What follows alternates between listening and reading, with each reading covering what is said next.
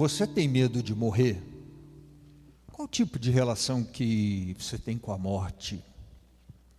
A primeira leitura de hoje nos apresenta um homem apavorado diante da notícia de sua morte. Isaías vai a Ezequias, que é rei, a região lá do norte, a região do norte que vinha passando por aquele processo de invasão dos assírios, fruto da infidelidade, tendo sido avisados pelos profetas, como nós acompanhamos na profecia especificamente de Amós e de Oséias.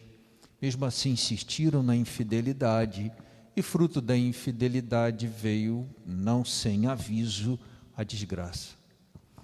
Por ocasião da invasão dos assírios, então Israel, principalmente o norte, ali experimentou grande humilhação. E Isaías hoje, já nesse período em que os judeus estão sob a invasão dos assírios, avisa Ezequias: você vai morrer. Ezequias, quando recebe a notícia, fica desesperado. Chora muito, se entristece muito, se recolhe. E Ezequias diz o seguinte para o Senhor: eu sempre fui fiel. Ao contrário de alguns reis de Israel, cujos profetas se colocaram diante deles para denunciar a infidelidade, Ezequias tinha uma história de fidelidade. E Ezequias então recorre ao Senhor sem a intermediação de Isaías e diz que ele foi fiel e que talvez ele entenda que não mereça aquela situação de morte. E aí o Senhor diz a Isaías que Ezequias receberia um créditozinho a mais, mais 15 anos, que Ezequias viveria por mais 15 anos. Eu acho que mais interessante dessa história toda é a equação que se estabelece entre infidelidade igual morte, infidelidade igual invasão de assírios, humilhação, fidelidade igual vida. Quando Ezequias invocou a fidelidade, ele ganhou um crédito de vida. E eu entendo que é essa equação que é interessante na primeira leitura de hoje. Uma identidade entre fidelidade e vida. No Evangelho, Jesus está caminhando com os discípulos em dia de sábado, num milharal, E os judeus, eles tinham algumas normas que eram observadas em relação ao dia de sábado, ao Shabá, que é o dia do descanso sagrado. Normas que a princípio não estavam tão esmiuçadas. A lei dizia apenas que se deveria guardar o dia sagrado. Mas os judeus foram ampliando isso de tal forma a, em alguns casos, fazer essa norma maior do que propriamente a quem ela serve. Casos, por exemplo, se alguém está doente no dia de sábado, deixa morrer, porque é sábado, não pode cuidar. Se no dia de sábado alguém precisa de algum tipo de socorro, não socorre. Precisa executar alguma coisa essencial, não executa, porque é dia de sábado. Então as coisas elas foram se invertendo um pouco, Em vez do sábado servir ao homem, passou a acontecer do homem servir ao sábado.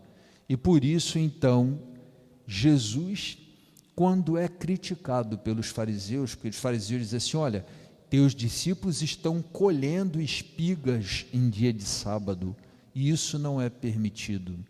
Jesus conduz a uma reflexão que concluirá, desembocará na seguinte conclusão: o sábado foi feito para o homem, e não o homem para o sábado.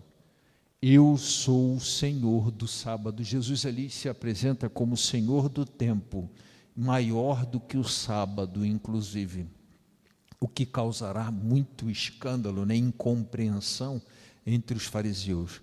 Mas a ideia de Jesus era libertar os fariseus desse legalismo. de um apego à lei que fazia do apego à lei, do uso da lei, da aplicação equivocada da lei, sem o espírito da própria lei, um meio de fazer o mal e não de fazer o bem, colocar a lei a serviço do mal. Por exemplo, no caso ali especificamente dos discípulos, a fome. Eles estavam com fome, caminhando no meio do milharal e colheram espigas para comer. Ou seja, que se passe fome, porque é sábado. Como em outros casos Jesus diz, será que alguns de vós, se o seu filho, ou se o seu boi cai num fosso, não vai socorrê-lo porque é sábado? Ou certa vez, quando um homem, um hidrópico, com a mão seca, se colocou diante de Jesus, querendo ser curado, e Jesus perguntou aos fariseus, como é que é? Posso ou não posso curá-lo? Porque vocês dizem que o sábado, E aí, sábado é ou não era o dia de fazer o bem? Colocando em situação difícil os fariseus, imagina aquele camarada, você não vai permitir que eu seja curado porque é sábado? Então não é possível fazer o bem em dia de sábado? Aqui tem uma outra equação muito parecida com aquela primeira, com a equação de Ezequias, fidelidade igual a vida, infidelidade, legalismo é igual à morte. E aliança, ou seja, o espírito da lei, a aliança é igual à vida. Entendo que a palavra de hoje, então, assim aproxima a primeira leitura do Evangelho, nos ensinando que o Senhor é Senhor da nossa vida e é Senhor do tempo. A primeira leitura, ele se revela Senhor da vida, prolongando os anos de Ezequias. E no Evangelho se revela Senhor do tempo, dizendo que Ele é maior do que o sábado. O tempo está nas mãos de Deus. Nossa vida está nas mãos de Deus. O nosso tempo está nas mãos de Deus. Talvez a gente conseguisse viver com um pouco mais de tranquilidade, se conseguisse abraçar isso.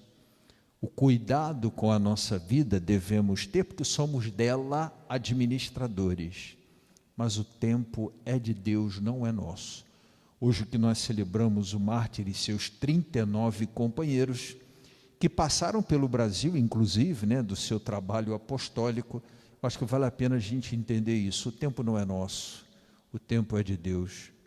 De vez em quando nós sepultamos pessoas jovens, temos a notícia de falecimento de pessoas jovens, e isso sempre nos leva à reflexão nesse sentido, Não somos senhores da vida, e o tempo é de Deus, não é nosso.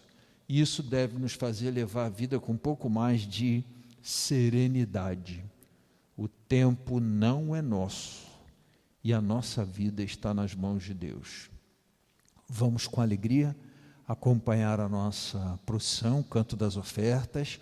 Como de costume a gente disponibiliza ali a sua maneira de ajudar e socorrer nossa comunidade nesse momento delicado, participando, como você faz aqui presencialmente, do ofertório da missa, seja pelo PicPay, seja pela transferência bancária.